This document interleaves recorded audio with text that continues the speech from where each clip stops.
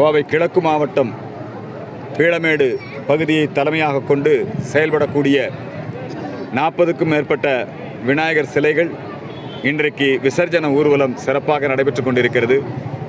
இந்த விசர்ஜன ஊர்வலத்திலே மிக முக்கியமான தீர்மானம், இந்துக்கள் 100% வாக்களிக்க வேண்டும். 25% வாக்களிக்காதவர்கள் இந்துக்களாக இருக்கிறார்.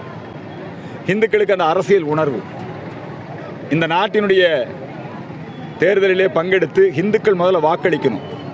நம்முடைய இந்துக்களுடைய இறை நம்பிக்கை, பண்பாடு, கலாச்சாரம், தேசம் இவற்றை கருத்திலே கொண்டு இதற்கு யார் நன்மை செய்வார்களோ அந்த கண்ணோட்டத்திலே வாக்களிக்க வேண்டும்.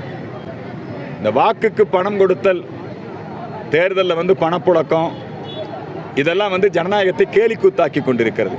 ஜனநாயகத்தை பணநாயகமாக மாற்றக்கூடிய இந்த வாக்குக்கு பணம் கொடுத்தல் அது வரக்கூடிய 2026 தேர்தலில் இருக்கக்கூடாது.